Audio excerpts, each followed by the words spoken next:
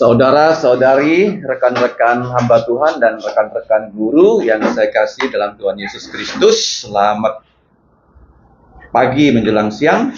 Mari kita memuji Tuhan dengan pujian Natal ya. Hai mari berhimpun.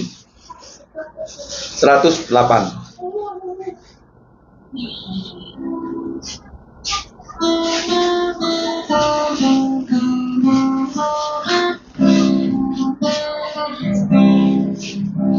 Hai mari berhimpun dan bersukaria. Hai mari semua ke Betlehem. Lihat yang lahir, Raja bala sorga. Sembah dan puji Dia, sembah dan puji Dia, sembah dan puji Dia, Tuhanmu. Wanita saja. Hai para malaikat, angkatlah suaramu dan bala surgamu bernyanyilah. Muliakan Allah Bapa dalam surga. Sembah dan puji Dia, sembah dan puji Dia, sembah dan puji Dia, Tuhanmu. Kampria.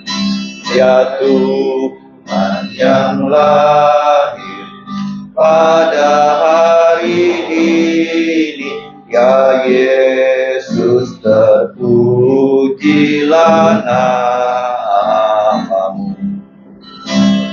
Firman menjelma menjadi manusia, sembah dan puji Dia, sembah dan puji Dia, sembah dan puji Dia, Tuhanmu. Mari kita membaca dari kitab Kejadian yang sudah saya bagikan, yaitu ayat 1 sampai 5 saja dari pasal 4. Kita sama-sama membaca ya. Kejadian pasal 4 ayat 1 dan 5, ini terjemahan literal dari KJV. Mari kita baca bersama-sama. 3, 2, 1. Dan Adam mengenal Hawa, istrinya, dan dia hamil dan melahirkan Kain, dan berkata, aku telah mendapatkan seorang pria dari Tuhan. Dan dia melahirkan saudaranya Habel. Dan Habel adalah seorang penjaga domba, tetapi Kain adalah seorang penggarap tanah. Dan dalam perjalanan waktu terjadi bahwa Kain membawa dari buah tanah itu sebagai persembahan kepada Tuhan. Dan Habel ia juga membawa anak-anak sulung dari kawanan dombanya dan lemaknya. Dan Tuhan menghormati Habel dan persembahannya, tetapi Kain dan persembahannya tidak dihormati. Dan Kain sangat marah dan wajahnya jatuh. Kemudian di bagian atas ada kutipan yang saya akan bacakan dari Ibrani pasal 11. Dengan iman Habel mempersembahkan kepada Allah korban yang lebih baik daripada Kain, yang dengannya ia memperoleh kesaksian bahwa ia benar atau ia adil benar. Allah bersaksi tentang karunia-karunia-Nya, dan dengan itu ia telah mati namun masih bisa berbicara. Mari kita berdoa. Bapa, kami bersyukur untuk kehidupan secara jasmani yang telah Engkau berikan kepada semua manusia, dan kehidupan rohani yang Kau berikan kepada kami orang yang sudah percaya pada Engkau melalui Tuhan Yesus. Ya Bapa, kami bersyukur untuk pertemuan kami secara singkat di pagi menjelang siang hari ini.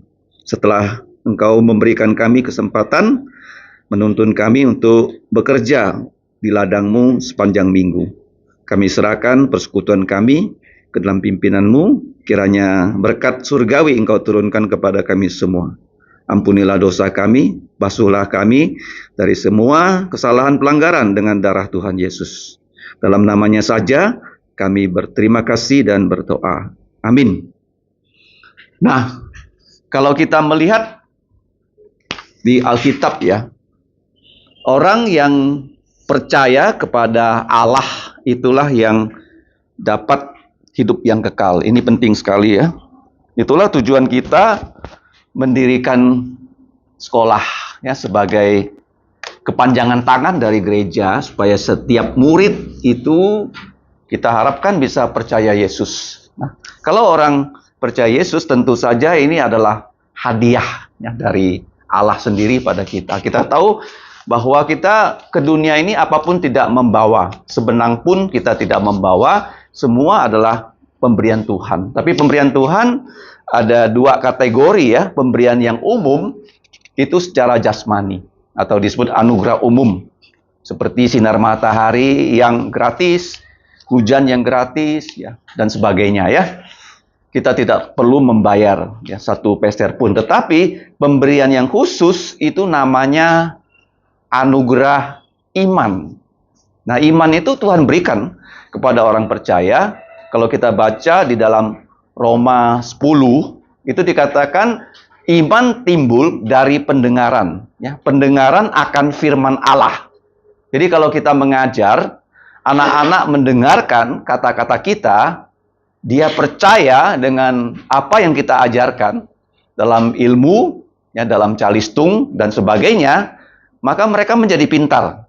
Tetapi kalau kita mendengarkan kata-kata Tuhan, kita bisa percaya itu karena pertolongan Tuhan. Nah, sekarang kita melihat di dalam kitab Ibrani pasal 11 ya. Kita sudah membaca tadi tentang Habel ya. Di situ ditunjukkan pahlawan iman yang pertama itu namanya Habel. Kalau kita lihat di sini, Adam di sini dikatakan mengenal Hawa istrinya. Nah, kalau kita melihat kalimat-kalimat yang tadi kita baca, kalau kita simak baik-baik ya. Kata yang diulang-ulang di sini apa tuh? Kata apa? Dan ya. Dan Adam mengenal Hawa istrinya. Dan dia hamil. Dan melahirkan Kain. Dan berkata. Ayat 2 kan? Dan dia melahirkan saudaranya Habel. Dan Habel. Nah, sekarang ayat 3 juga ya. Dan. Ayat 4. Dan. Ayat 5. Dan. Tetapi diterjemahkan dengan kebalikannya. Tetapi. Nah, ini suatu pola yang dipakai di Alkitab Perjanjian Lama dan Perjanjian Baru. Ya, kata dan ya. Kalau di Perjanjian Baru, kata dan itu nomor 2 ya paling banyak dipakai di dalam Perjanjian Baru. Nah, kenapa begitu? Karena Alkitab ya, kalau kita lihat ini disebut sebagai apa? Polisindeton ya. Polisindeton, banyak kata sambung. Nah, kenapa banyak kata sambung? Nah, ada 3 hal yang kita dapat pelajari. Yang pertama itu kelakuan dari Adam dan Hawa ini rela. Adam mengenal Hawa istrinya dan dia hamil dan melahirkan Kain dan berkata. Itu artinya tindakan dari Adam dan Hawa itu bukan karena paksaan. Bukan karena apa? Paksaan. Ya, mereka rela melakukannya. Nanti kalau kita lihat bahwa Hawa yang hamil itu langsung merasakan kutukan Tuhan. Apa itu kutukan Tuhan kepada wanita? Masih ingat nggak? Yaitu waktu hamil akan susah, melahirkan sakit, bahkan ada yang mati. Kenapa mereka rela? Karena nanti yang dilahirkan nanti akan menjadi apa? Yang namanya juru selamat. Kalau Adam melahirkan lewat istrinya melahirkan, nanti yang lahir ya dari keturunan Adam, Hawa, Abraham, Ishak, Yakub, Yahuda sampai kepada siapa? Maria. Maka lahirnya Yesus yang bisa ya menjadi juru selamat dunia. Itu satu, rela. Kalau diikuti dengan kata kerja. Paham ya? Rela ya. Tindakannya rela, bukan paksaan. Itu yang pertama. Nah, kalau kata sambung ini, kalau kita lihat di dalam Amanat Agung ya, pergilah kamu ya, dan jadikanlah segala bangsa muridku dan baptislah mereka dalam nama, nah namanya hanya satu ya, dalam nama Bapa dan Putra dan Roh Kudus. Yang disambung adalah kata benda, bukan kata kerja. Paham? Itu bukan berarti dalam nama Bapa, Bapa itu Allah kelas 1, dan Putra, Putra Allah kelas 2, dan Roh Kudus Allah kelas 3. Bukan. Itu yang pertama rela. Yang pertama apa? Rela. Kalau yang disambung kata kerja. Kalau disambung kata benda, itu namanya apa? Rata. Artinya kedudukan Bapa, Putra, Roh Kudus sama. Rata. Misalnya, saya mau membagikan hadiah. Ya, sebatang coklat. Tapi yang pertama menerima istri saya. Kemudian saudari Elizabeth dan seterusnya. Dan. Semuanya dapat yang sama. Walaupun nanti yang dapat terakhir sama juga. Walaupun urutan yang terakhir. Ya, di Alkitab itu begitu ya. Jadi dalam nama Bapa dan Putra dan Roh Kudus, ya, Bapa Maha Kuasa, Putra Maha Kuasa, Roh Kudus Maha Kuasa. Itu fungsi kedua dari polisindeton. Menyambung kata benda. Ya. Rela. Nah, yang ketiga ini yang sering dilupakan orang. Alkitab tuh rinci. Apa? Rinci. Ya, bukan hanya satu hal, dua hal, tiga hal, tapi banyak hal. Ya, harus kita gali. Rinci. Nah, kalau kita lihat dari pahlawan iman dalam Ibrani 11, itu paling tidak ada 17 item. Ada berapa? 17 ya. Kita kadang-kadang ya susah mengingatnya, tapi ya Tuhan dapat membantu kita mengingatnya.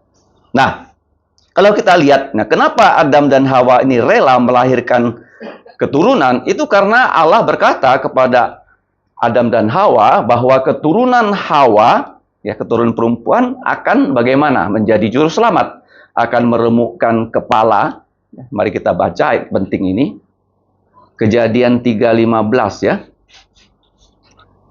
Jadi mereka melahirkan anak secara rela. Kejadian 3 ayat 15 kita baca sama-sama ya. Ayat 15. 1, 2, 3. Dan aku akan mengadakan permusuhan antara engkau, iblis ya, dan perempuan ini, antara keturunanmu dan keturunannya perempuan. Keturunannya perempuan akan meremukkan kepalamu dan engkau akan meremukkan tumitnya. Jadi dengan rela Adam dan Hawa ini menjalankan tugas dari Tuhan supaya nanti ada lahir sang juru selamat. Nah, kalau kita lihat berikutnya.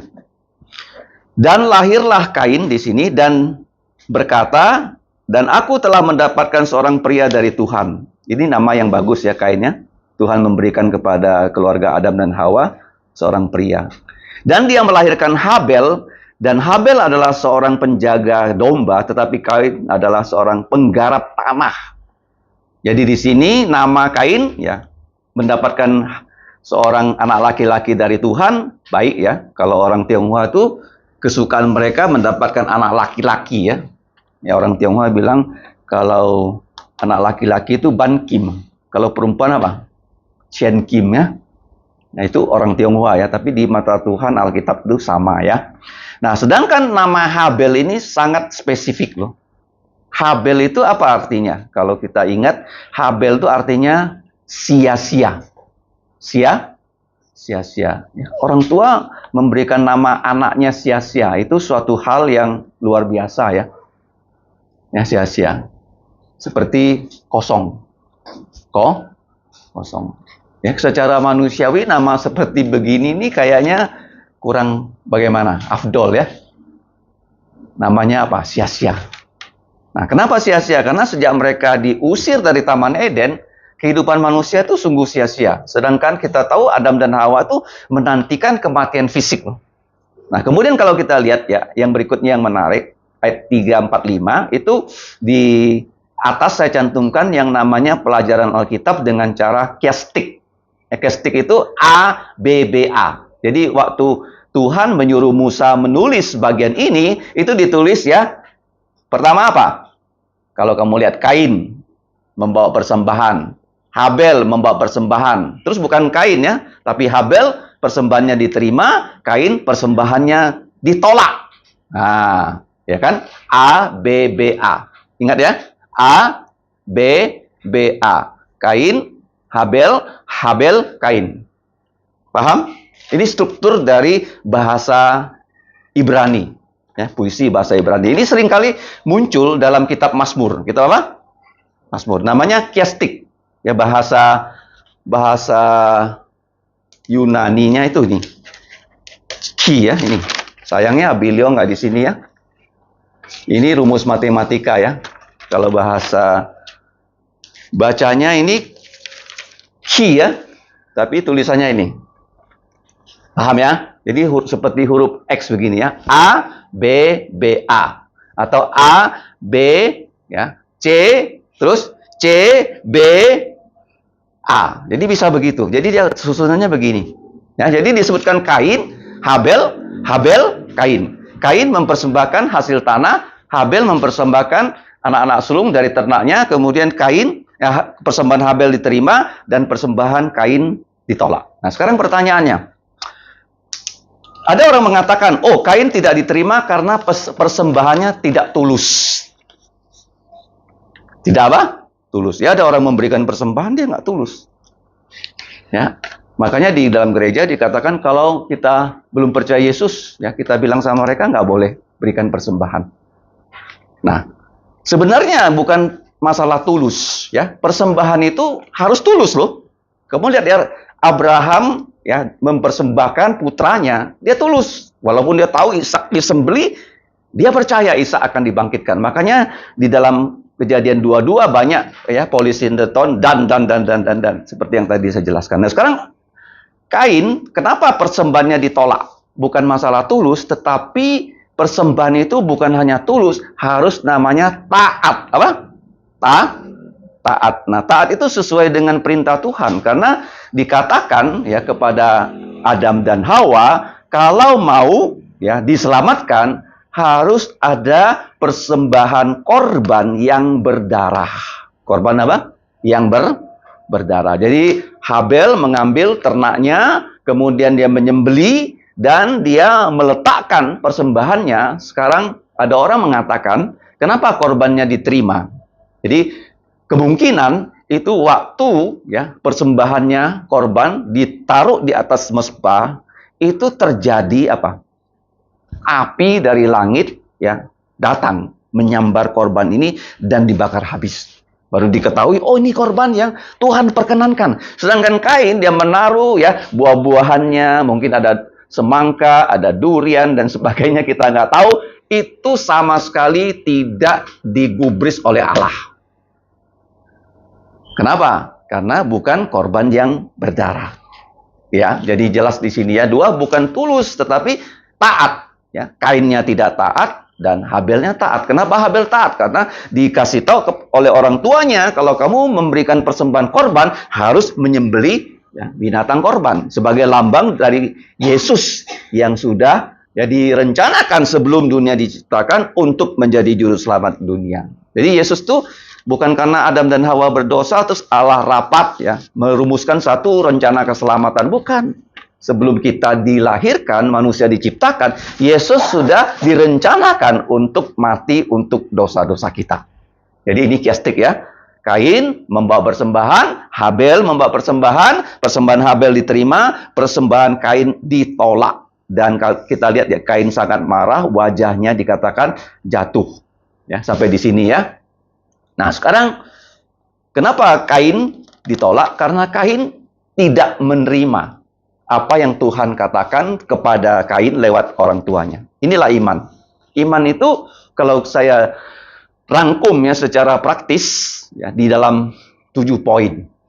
Apa itu iman? Iman itu adalah rencana Allah yang sudah ada. Dia punya kehendak, dia punya planning, dia punya tujuan, ya, dia punya maksud, dia punya kemauan, sudah ada. Karena Allah selama-lamanya tidak pernah berubah. Kemarin, hari ini, selamanya sama. Ya, rencananya itu selalu yang terbaik untuk kita. Dia nggak pernah ya review rencananya, revisi rencananya, enggak. Kalau kita review, revisi, ya seperti kita mau membangun sekolah. Oh, begitu banyak gambar tuh di kantor saya. Kamu kalau lihat bisa pusing itu. Gambar A, gambar B, arsitek A, arsitek B, arsitek A dibayar, arsitek B dibayar, semua dibayar. Duit semua tuh. Kenapa begitu? Karena orang yang mengambil keputusan tidak langsung terlibat menggambar. Ngerti nggak? Nah, kalau saya ngambil keputusan, saya langsung terlibat, instruksikan arsitek tuh gambar, gampang sekali kerja jadi. Ya seperti dulu Patrick kan, dia menggambar, dia langsung komunikasi di sana. Jadi nggak usah ping-ping pong-pong. Ya, paham ya? Nah, kalau kita lihat rencana Allah itu sudah ada, rencana Allah itu dibuat di kekekalan dan dilaksanakan oleh Bapa, Putra, Roh Kudus sebelum ada manusia. Kejadian 1-2. Ya, dia menciptakan langit dan bumi, dia menciptakan terang, dia menciptakan ya semua segala sesuatu dalam 6 hari. Tidak ada manusia di situ. Itu iman ya. Nah, kemudian yang kedua, rencana dan pelaksanaan oleh Allah sendiri diumumkan pada manusia, disampaikan pada manusia semua, ya Adam dan Hawa. Saya percaya dikasih tahu kepada Kain sama, kepada Habel sama. Seperti kalian kalau mengajar kan, semua murid sama. Nggak mungkin ya guru-gurunya bisik, ini begini kepada murid A, B begini. Sehingga ada murid yang nggak tahu. Semua diumumkan sama. Tetapi, nah ini yang menjadi masalah. Kain tidak percaya dan dia sebenarnya diberi kesempatan loh. Untuk apa? Untuk mengaku salah. Saya salah, persembahan saya nggak diterima. Adik saya diterima.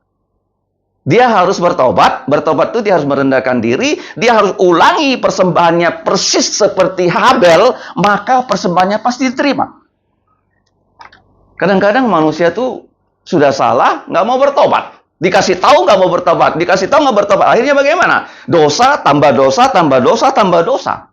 Itulah manusia. Anak-anak kan begitu ya. Kalau kamu kasih tahu, dia nggak mau bertobat. Ulangi lagi. Wah, tambah parah. Tapi kalau Kain dia mau ya mengikuti apa yang dilakukan Habel, Tuhan pasti menerima persembahannya. Tapi dia nggak mau. Nah, bagaimana kita lihat di sini? Iman tahap yang kedua, ya setelah diumumkan, semua mendengarkan, Kain mendengarkan, ya Habel mendengarkan, tapi Habel saja yang taat. Kenapa Habel bisa taat? Karena satu. Kenapa saya bisa percaya? Kamu bisa percaya? Kita diberi kemampuan untuk percaya. Banyak orang dikasih tahu Allah Bapa Putra Roh Kudus, dia nggak percaya. Kok bisa ya? Allah kok punya putra ya? Kalau Indonesia dibilang Allah punya anak. Terus istrinya Allah tuh siapa? Ya kan? Susah lu percaya Yesus lu.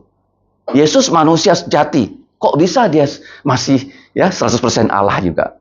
Kalau kita tidak didorong oleh Allah, Roh Kudus, nggak bisa. Jadi diumumkan, diberi kemampuan untuk percaya. Yang ketiga, nah biasanya kalau kita sudah percaya Yesus, itu dia beri kita tugas loh. Tugas kamu dan tugas saya tidak sama. Ya masing-masing punya tugas. Nah kita diberi kemampuan untuk melaksanakan tugas itu. Sehingga, kamu lihat ya keselamatan itu bukan hanya 1-2 orang loh di masa lalu dan sekarang ya. Tapi terus berlanjut loh seperti lari estafet. Ya misalnya, saya sudah mengabarkan keselamatan. Ada orang percaya Yesus. Dia tidak boleh stop. Dia kabarkan kepada orang lain. Karena satu saat saya mati. Ya ada orang yang melanjutkan pengabaran Injil. Dan kemudian penginjil ini mati. Ada orang melanjutkan. Jadi iman itu bersifat apa? Estafet apa? Estafet. Kamu hanya melihat ya diri kita percaya, tapi kamu juga melihat anak kamu percaya, kalau anak kamu bisa mengabarkan Injil ya untuk orang lain percaya. Itulah iman. Ya kalau hanya sampai di satu titik saja, wah itu parah. Ya orang-orang akan binasa. Jadi kita dibekali untuk mampu melaksanakan rencananya sesuai dengan apa? Kita masing-masing. Rencana Allah sama kamu dan saya beda, ya. Tapi Tuhan pasti punya rencana untuk kamu. Rencana apa yang terbaik ya? Rencana yang terbaik menurut saya adalah kalau kita sendiri sudah percaya Yesus, kita harus ya membawa orang lain percaya Yesus. Itu terbaik. Paham ya? Jadi kita estafetkan. Yang keempat, ya kita bukan hanya diberi kemampuan, kita pasti dituntun ya untuk menyelesaikan tugas. Ya, iman ini kalau tanpa perbuatan pasti mati. dituntun, ya, seperti misalnya Nuh, ya, diberitahu akan ada bencana air bah, dan Nuh diberi kemampuan untuk membangun, ya, bahtera itu selama 120 tahun, ya, di atas gunung. Nah, jadi pasti ya kalau kita diberi iman, iman itu apa ya? Iman itu apa? Rencananya Tuhan. Apa itu iman? Rencananya Tuhan untuk, ya, seluruh manusia bisa percaya Yesus, dan dia juga punya rencana tersendiri untuk kita masing-masing. Berbeda-beda, ya. Nah, kalau kita lihat yang kelima, setelah kita berhasil melaksanakan rencananya Tuhan, ya, di Alkitab itu ditulis, Perjanjian Lama ditulis 39 buku, Perjanjian Baru ditulis 27 buku, ditulis. Siapa yang membimbing orang itu menulis? Bersaksi Roh Kudus sendiri. Kenapa harus ada kitab suci? Nah, Allah tuh nggak perlu dia ada buku begini. Dia udah hafal di luar kepala. Kenapa kitab suci ini ditulis? Ya, supaya ini menjadi kesaksian untuk manusia. Ya, kesaksian. Ya, karena kita gampang lupa. Nah, maka kita harus, ya, sering membaca Alkitab. Dan yang parahnya, ya, sekarang, ya, terjemahan Alkitab tuh banyak yang tidak sesuai dengan aslinya. Makanya kalau kamu bandingkan terjemahan literal ini dengan yang kita pegang, ya, ada perbedaan mana? Banyak kata polysyndecton yang tidak ada di dalam bahasa Indonesia. Jadi kesaksian itu harus ditulis. Yang keenam, ya, kalau sudah ditulis, generasi berikutnya bisa membaca, bisa mendengar, sehingga oleh Roh Kudus orang yang membaca mendengar juga diberi iman untuk percaya. Seperti, ya, kalau kita lihat, ya, Abraham percaya kepada Tuhan, kemudian Ishak juga percaya, Yakub juga percaya, kemudian 12 suku percaya, dan kalau kita lihat, ya, kita sekarang kalau percaya, jangan lupa, ya, kita sebagai guru, tugas-tugas kita bukan hanya mengajar anak-anak itu dapat nilai 100 dalam bidang pelajaran, tapi yang paling penting, mereka bisa percaya Yesus. Ingat baik-baik lo, ini tugas yang paling mulia, ya, supaya mereka bisa percaya Yesus. Ya, mereka mengenal kita sebagai guru. Ya, saya juga ingat banyak guru-guru saya dulu di SMP yang bagus. Ada satu guru, dia guru bahasa Indonesia. Tapi yang saya ingat, ya, di SMP waktu saya kelas 1, dia mengajar kami menyanyi bahasa Inggris. Bahasa apa? Inggris loh. Saya masih ingat lagunya. Padahal dia gurunya guru bahasa Indonesia. Ya, dia mengajar kami menyanyi. Saya masih ingat namanya tuh. Ya, Pak Darmawan, orang dari Jawa. Ya, jadi guru tuh diingat, ya, apa jasanya sama kita. Ya, saya juga masih ingat ada guru biologi saya, bagus sekali. Sehingga dari kawan-kawan saya tuh banyak yang jadi dokter. Karena suka pelajaran biologi. Suka apa? Pelajaran biologi. Kadang-kadang kita jadi guru ada privilege tuh. Jadi waktu saya jalan, ya, ketemu anak TK yang kecil itu. Dia bisa panggil nama saya. Saya juga nggak tahu nama dia. Ya, kecil begini loh. Dia panggil saya. Saya lihat, rupanya dia kenal juga guru, ya. Walaupun saya kadang-kadang aja masuk kelas itu ngajar Alkitab. Ya, guru itu memang pahlawan. Ya, kita bersyukur Pak Prabowo udah naikkan gaji, ya. Dan kita berharap, ya, nanti, ya, kalau sekolah kita sudah lebih bagus, ya. Jadi ada pertambahannya dari segi pendapatan. Kita lihat, ya, bahwa guru yang bukan hanya mengajar anak dalam bidang ilmu, tapi dalam bidang iman. Yang terakhir, nah ini yang ketujuh juga, ya, orang yang kita ajar, kenapa mereka bisa percaya Yesus? Sama, kembali ke siklus yang nomor 2. Karena mereka, ya, juga percaya akan kesaksian yang kita saksikan, dan setelah itu mereka bisa percaya karena Tuhan memberikan mereka kesempatan mendengar dan diberi kemampuan untuk percaya kepada firman yang disampaikan. Jadi ini 7 hal, ya, tentang iman, rencana yang dilaksanakan oleh Allah, kemudian Allah, ya, beritahu kepada manusia, bukan hanya beritahu, dia mampukan manusia percaya, kemudian manusia yang percaya bukan hanya percaya, ya, kepada peristiwa yang lalu, tapi kepada kita ada tugas masa kini yang perlu kita laksanakan. Nah, bukan hanya diberikan kita kemampuan untuk melaksanakan, dia menuntun kita melaksanakannya. Saya sudah pernah katakan di kebaktian doa, kalau kita mengerjakan sesuatu hanya berdasarkan kekuatan diri kita sendiri, itu tidak baik, ya. Bahkan boleh dikatakan itu bagaimana? Sombong. Sombong, ya. Tapi kalau kita melakukan segala pekerjaan, kita selalu berserah pada Tuhan, nah itulah iman. Ya, kita mengatakan, kenapa kita bisa? Oh, Tuhan sudah menuntun saya. Seperti Yusuf, ya, dia sangat berhasil. Dia mengatakan Tuhan yang menyertai dia sehingga semua pekerjaan bisa dia laksanakan dengan baik. Ya, jadi setelah itu, kita jangan lupa ya bahwa setelah tugas selesai, kita ya bersaksi ya bahwa semua itu adalah karena pertolongan Tuhan.